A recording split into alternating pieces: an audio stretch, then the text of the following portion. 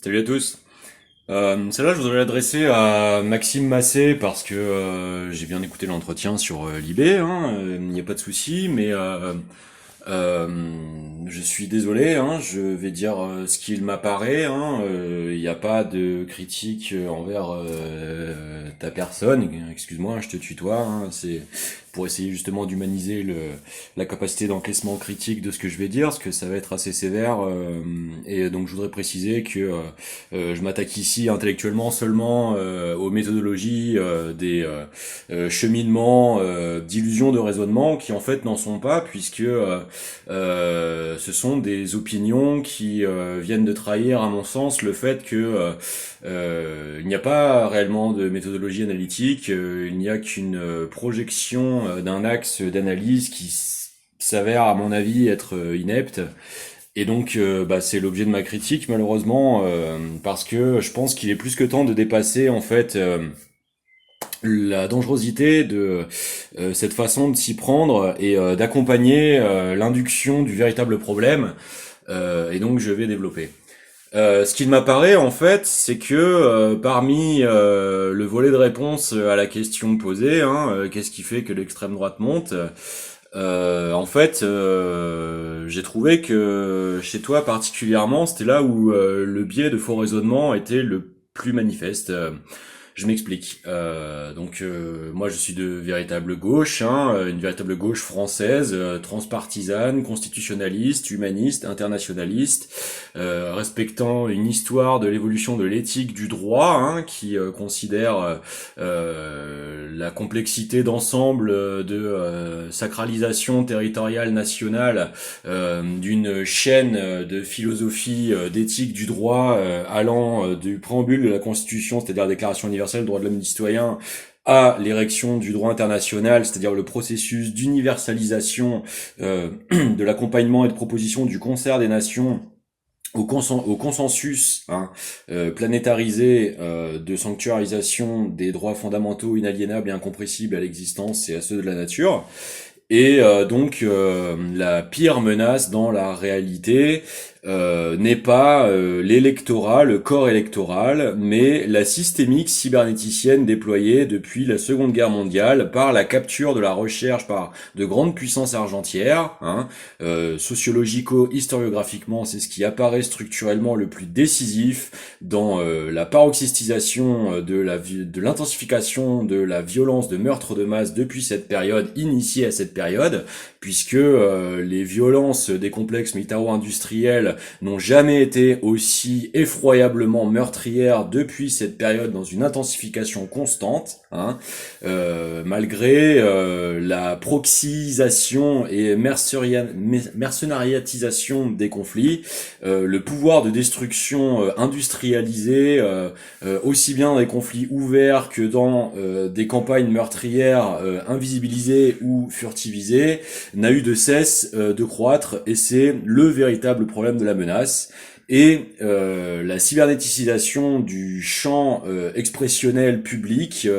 est pour moi la véritable cause d'induction systémique structurante de la fameuse victoire de l'extrême droite, hein, et qu'un biais d'analyse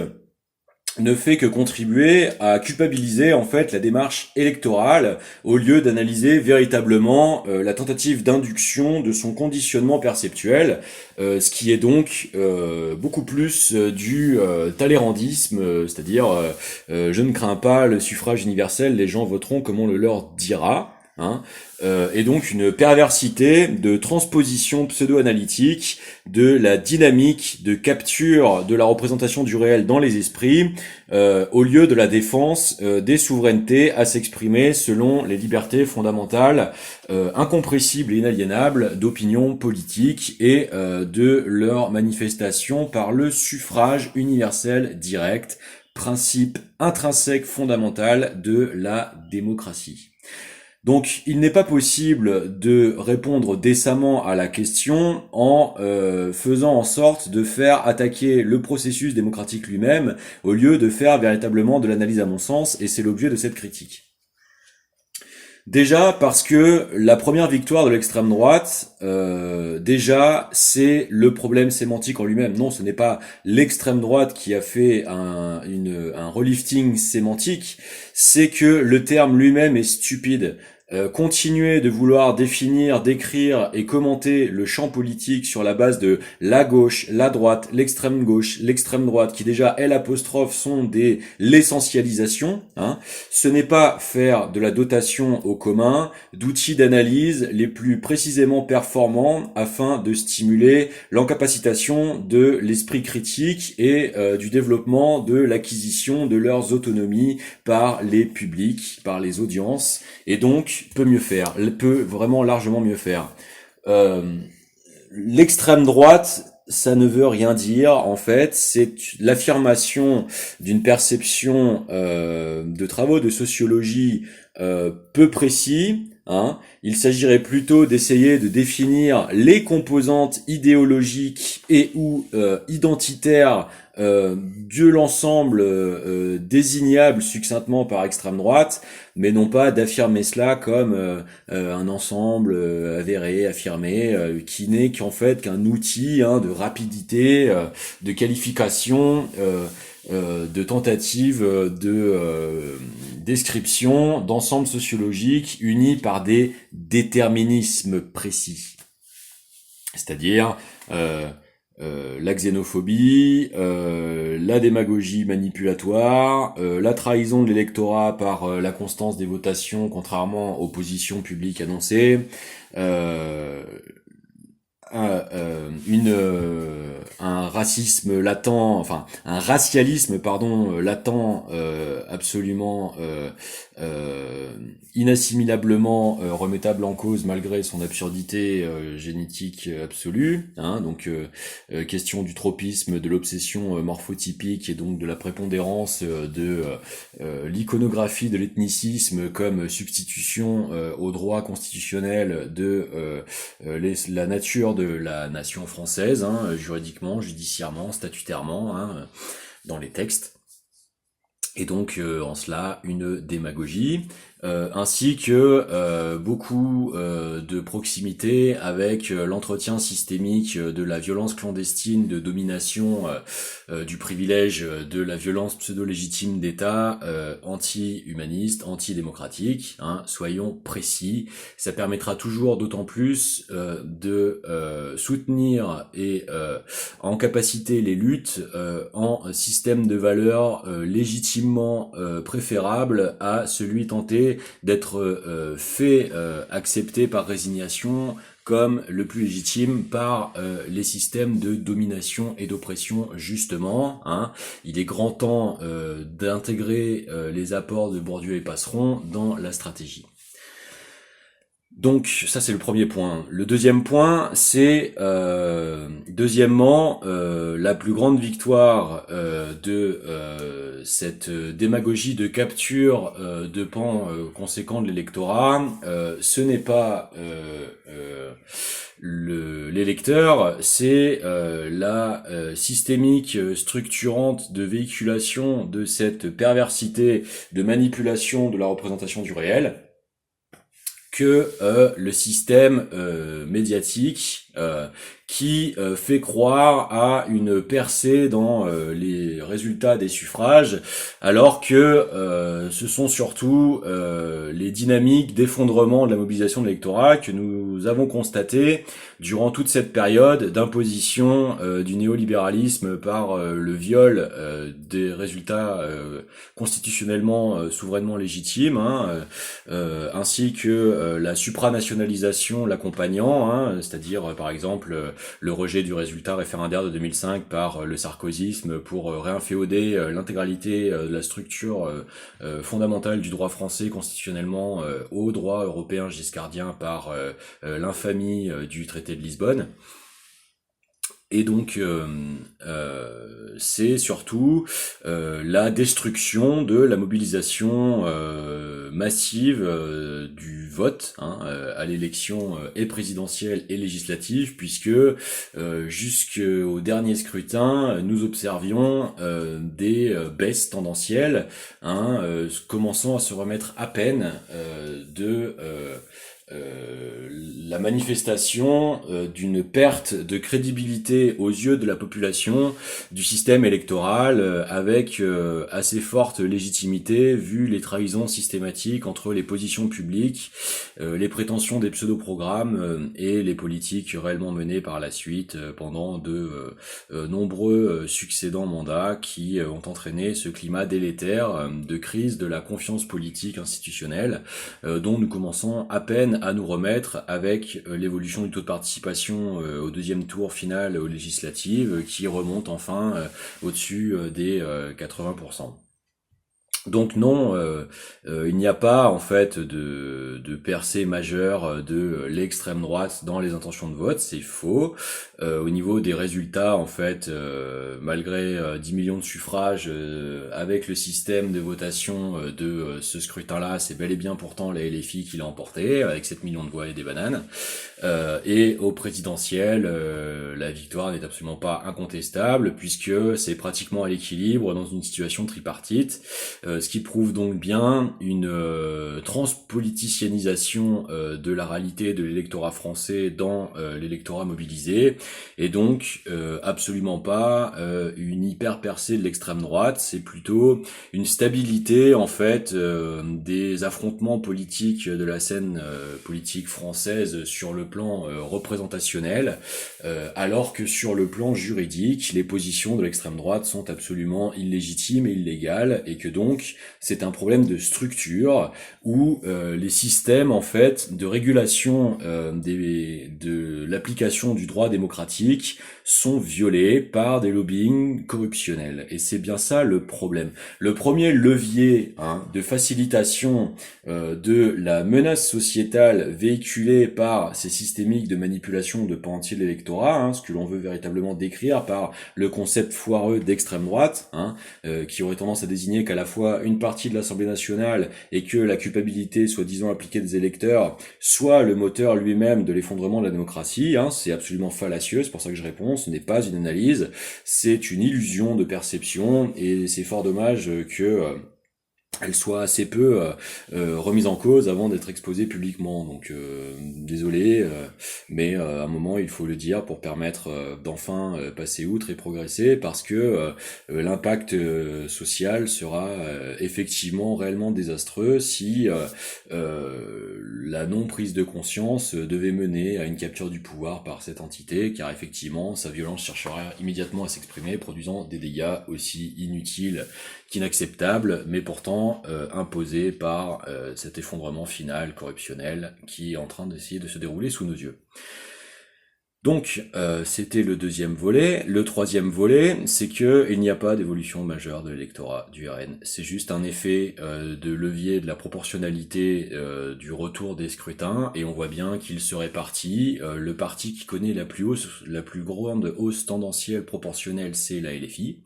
Ce n'est pas le RN. La base électorale du RN a très très peu évolué malgré la surexposition médiatique qui lui est faite, malgré cette systémique qui essaye de lui offrir pont d'or et un soutien manifeste volontiers du parti présidentiel, ce qui est absolument un scandale constitutionnel, puisque cela veut dire que le parti de l'exécutif, normalement garant de la Constitution et de l'intégrité du territoire, est prête par clientélisme opportuniste de déni de culpabilité et de panique de tentative de maintien coûte que coûte, malgré l'effondrement corruptionnel de sa propre situation, à déployer les pires types d'alliances possibles, y compris les plus anticonstitutionnelles, ce qui prouve bien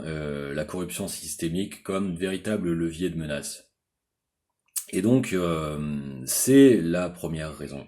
C'est-à-dire qu'à la fois la paupérisation économique, la fracturation du lien social, la carcéralisation et criminalisation des espaces de mixité sociale naturels, tels que les bars, les comptoirs, les zincs, les espaces associatifs, les lieux de diffusion culturelle, sous prétexte toujours plus sanitaire, inquisiteur ou pseudo-antiterroriste, ont créé en fait l'isolat de galvanisation du ressentimentalisme, qui est le substrat non pas conscient électoral, mais psycho-affectif, métampsychosticisé, de cette stratégie de capture de l'attention publique et de sa teinture psycho-affective préalable. Et donc, il s'agit bel et bien d'identifier le processus systémique qui tente d'être fait, au lieu d'essayer de le substituer en intentionnalité à l'électorat, qui est une fausse analyse et en ça un véritable piège de prolongement justement de ce à quoi nous assistons véritablement psychosociologiquement, et donc c'est pour ça qu'il est aussi important de le définir clairement. Quatrième point, je voudrais dire un mot à propos de la défense de Dieudonné, plus que de celle d'Alain Soral. Alain Soral a des problèmes expressionnels de rémanence post-traumatique, polytonale, communicationnelle, qui sont, à mon avis, désastreux pour la tentative de critique partiellement bien fondée dans son effort, hein, notamment envers l'épouvantable déshumanisation systémique en sectariste menée par la capture de l'État israélien par ce régime infect que le netanyahouisme et surtout les messianismes néo-suprémacisés qui sont planqués en coulisses, hein, le suprémacisme Lubavitch israélien qui tente par la manipulation de Netanyahou de déployer une structure d'influence explotationnelle néo-esclavagiste multimodale mondiale dans le but d'imposer son agenda et sa grille de lecture de perception du réel à l'humanité, hein, c'est-à-dire travaille secrètement à la démagogie manipulatoire permanente afin d'essayer de créer un précédent pour imposer la résignation à l'inexorabilité de l'imposition d'un technocomplexe aérospatialisé, technodominionnel, terroriste, financiarisable, et donc déclinable globalistement à besoin, à merci ou à compulsion par une poignée d'hyper privilégiés tentant par ce moyen d'imposer un néo-techno-féodalisme absolutiste global. Et donc ça aussi, il s'agit de le définir précisément. Et donc c'est désastreux la façon dont Alain Soral essaye de s'enquérir d'un militantisme afin de servir cette cause, puisque stratégiquement inepte sur la volonté de combattre une frénétisation hystériciste par un comportement lui étant mimétique. Là où Dieudonné a été obligé et contraint sous la corruption du système télévisuel ayant essayé de lancer le haro de son harcèlement pluridécennal, hein, ce qui humainement laisse d'énormes traces, hein, j'en sais quelque chose, si on n'est pas solidement constitué et solidement outillé pour pouvoir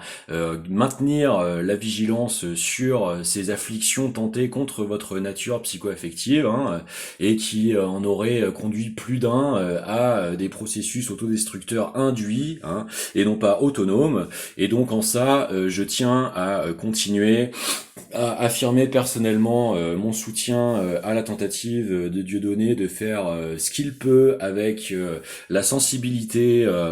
métissée du monde qu'il a et qu'il a eu le courage d'embrasser, de défendre au nom d'une certaine idée de la France dans une lecture plus aboutie de la connaissance de la complexité internationale des structurations des enjeux. Et donc je trouve cette critique trop gratuite, parvenue, inepte, immature et assez salace pour tout dire, essayant de se faire une analyse soi-disant de gauche. Eh bien non, je ne pense pas que la personnalité complexe de la figure publique de Dieudonné soit résumable à un strict soutien du RN. Je pense que l'historique de la complexité de l'évolution des positions de Dieudonné Mbala sont beaucoup plus connus, complexes et subtils que ça. Même si il y a une proportion de raison dans le fait de rester vigilant sur le fait que une névroticisation par trop de maltraitance serait susceptible de pouvoir emporter trop de teinture de sa comportementalité finale, ça c'est audible, il n'y a pas de souci, mais de là à l'amalgamer automatiquement avec un lobbying strictement RN, je trouve ça vraiment lamentable de la part d'une gauche de combat. Si la gauche se met elle-même à produire des niveaux d'amalgame dignes de la démagogie qu'elle semble critiquer, alors c'est absurde et personnellement ça ne m'intéresse pas. Ce n'est pas du tout la représentation que je me fais d'un service de gauche de la France, hein. La lutte politique reste au service du commun, hein. Et en plus de ça, la France a une vocation au-delà d'elle-même dans le monde, d'incarnation, d'une maturité de perception historique, de la difficulté de faire respecter les droits, justement pour en atteindre l'objectif, et que donc se faire entraîner à son insu dans d'insolubles, mal positionnés querelles petitesse de limites stratégiques anticipatives me semble critiquable pour les meilleures raisons du monde, c'est-à-dire la défense du commun la plus efficace, hein. Dans une situation tripartite où un exécutif dérivant toujours plus vers la galvanisation de la violence prédative, d'autoritarisme de maintien, hein, il me semble que c'est beaucoup plus humain de garder la subtilité nécessaire à des mains tendues à nos compatriotes ballottés dans ces systèmes de manipulation démagogique, plutôt que d'entretenir les serpents de mer qui leur seront tendus à gober sur une ineptie perceptuelle d'une gauche malheureusement un petit peu trop frénétiquement empressé d'incompétence au lieu de bien réfléchir avant de s'exprimer, et donc d'autant plus positionné dans une situation de pseudo-expertise sémantique. Je trouve ça assez désastreux et c'est pour ça que je voulais répondre précisément. Donc en plus de ça, dernier point,